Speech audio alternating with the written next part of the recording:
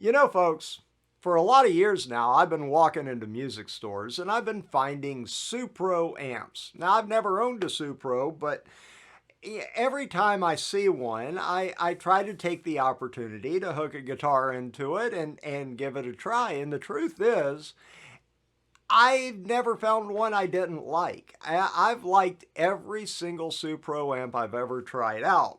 I've just never bought one, and I don't know why. I always find myself wishing that I had.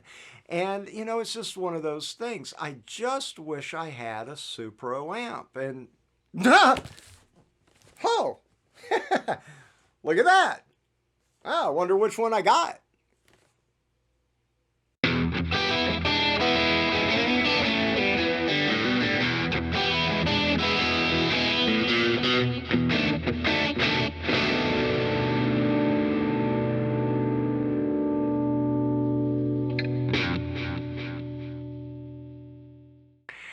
Howdy folks, thank you for clicking on the video. Welcome to the channel. I am so glad you are here. It is a good day because, well, it's new gear day. Any day you get new gear, well, it's a good day.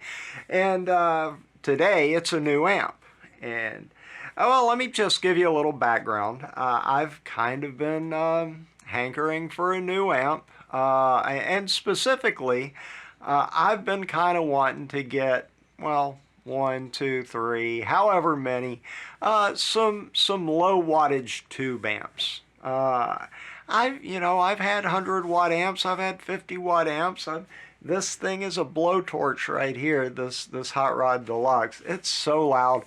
And I'm just kind of looking for something that, I don't know, 10 watts or less is kind of where I've been shooting for. And, well, I got something. You saw it's a Supro, and let me tell you what happened. I was sort of looking to get a Vox AC10. I've been wanting to get that Vox kind of sound for a while. I've never owned a Vox in my life, so trying to expand, trying to get some new stuff. But as I was standing there in the local guitar center and looking at the Vox AC10, getting ready to buy it really, I just happened to kind of look behind me, and all of a sudden I remembered, you know, I've loved every single Supro amp I've ever had the opportunity to jack a guitar into, and which I'll tell you right now isn't a whole lot, maybe 3 or 4 of them over the years that I've run across and had the opportunity to at least have a few minutes playing through. But every one of them I've absolutely loved, and I've kept telling myself, you know, I need to own a Supro amp. Well, I look over and what do I see? Well, I see this. It is the Supro Delta King 10. It's a 5-watt. Don't let the 10 fool you. That's the size of the speaker. But it is a 5-watt tube amp. And I just kind of thought, I didn't even try it in the store. I didn't even hook a guitar up to it. I just said, you know, I'm going to take it on faith. I have a feeling I'm going to like it, but who knows? And it'll be good for the channel. We'll find out together whether or not I like this amp. So I'll show it to you again. I'll probably post some pretty pictures of it right up in front right about now. And as I blather on, you can look at them. And but let's talk about what this amp is. As I said, it's a 5-watt tube amp. It's got, well, let's see, I've got all the specs written right over there, so I'll just look. It's got a 12AX7 preamp tube. It's got a 6V6 power tube in it. So, as I said, it's a 10-inch speaker, and it's a Supro speaker. I believe they call it, what is it? DK10. It is a Supro DK10. And we'll find out if it's any good or not, what it sounds like. it's got some other features that are a little surprising. I was a little surprised to see. It's right over here. I'll put the picture up so you can see the control panel. But there is a boost switch on it, which I'm looking forward to trying out.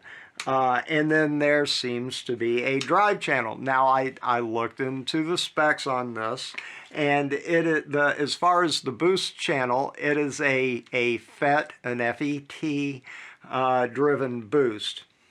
And as far as the drive channel is concerned, that appears to be a Pigtronics design circuit that's in here for a drive channel.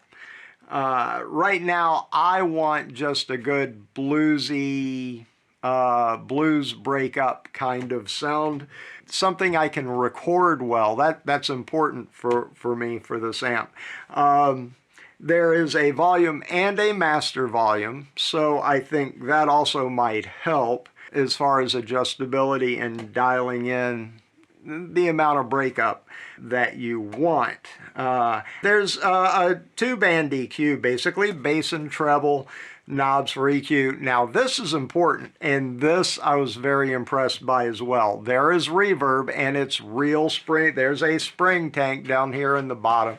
It's right down there. So real spring reverb in it, and as far as the features, well, let's go ahead and look at the back. On the back, there's one of the things I already know I'm going to not like about this. There's a foot switch jack in the back, but you know what didn't come in the box? A foot switch. You got to buy the foot switch separate. That makes me, well, that makes me grumpy. I don't like it when they don't include the foot switch. If it's supposed to have a foot switch with it, it should come. You shouldn't have to buy that separate. I'm a stickler for that. But moving on, there's a line out for recording, I suppose, and I'll give that a shot, even though I'm probably just going to mic this thing up most of the time. Another thing I read about it, the cabinet itself is apparently made out of poplar, and it comes in 3 different styles. The traditional tweed looking style. There's a black one with white trim, and then a white one with black trim. So there are several models of the same amp that, different looks, whatever floats your boat. I kind of like the traditional looking tweed sort of aesthetic on this. So I'll go ahead, I'll plug it up, I'll mic it up, and we'll just see real quick, get a first impression of what it sounds like. So hang on, I'll be right back. Hey, while I'm getting everything set up, let me just step in here for a second, just to remind you to click that subscribe button and ring the bell for notifications. You know, when you subscribe, it helps the channel to grow, and as long as I can keep the channel growing, well, Miss Grumpy will let me keep buying gear. So I have a vested interest in this, and well, you get new content out of it, because that new gear is going to become new content, of course. So you benefit, I benefit, everybody benefits.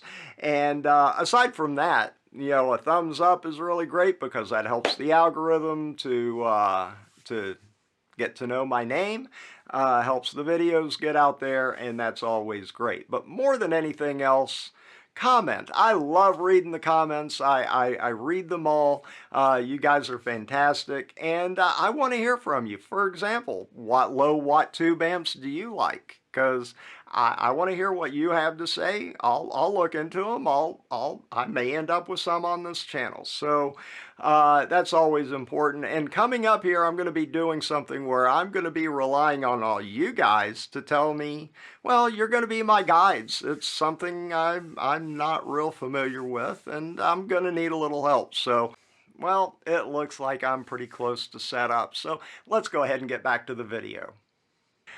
Okay, I've got everything hooked up As you can see, I've got the SM57 right on the speaker there. Nothing in between that and the interface. I'm playing the Strat, and let's see what kind of clean tone we can get to start out with.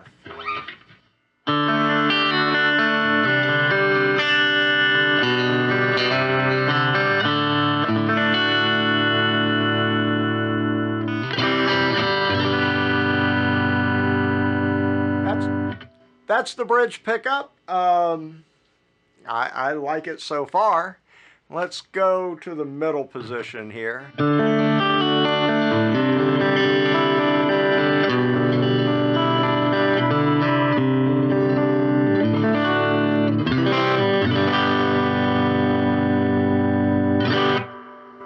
All right. And I'm skipping the in-between positions just for now. In the neck position.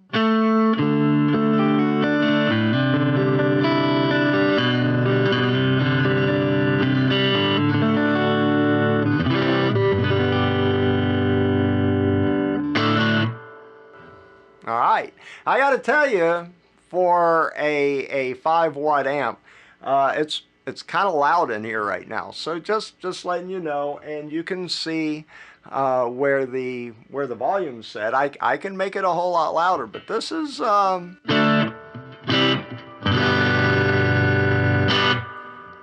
that's pushing the very edge of what most people would consider bedroom volume for sure. It's got some beef to it, so I can imagine turning it up. I have a feeling this amp's going to have some gain to it. So let's go ahead and try out the boost channel on it. I'm not sure, but I have a feeling I'm going to go ahead and dial the master back a little bit before I hit the boost. I can turn it up if I need to, but let's go ahead and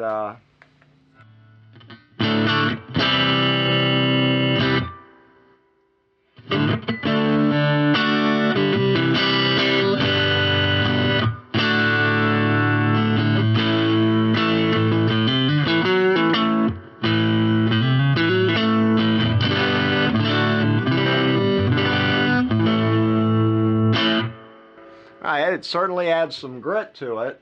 And I just want to point out, as you can already see, I've just got the volume control about halfway up. Now I have a feeling if I pull this master back and take the volume, I don't know what this is going to do levels recording wise here, but oh yeah, let's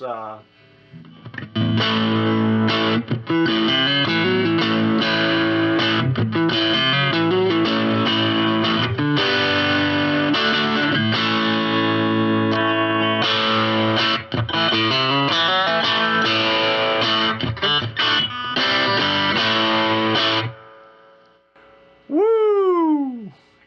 That's pretty loud.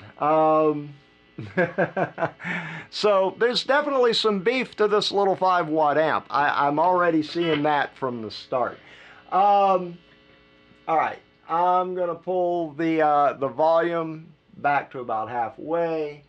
I'm gonna take the boost off and kick the drive channel. So I'll probably have to adjust the master. I'll play around with it just to...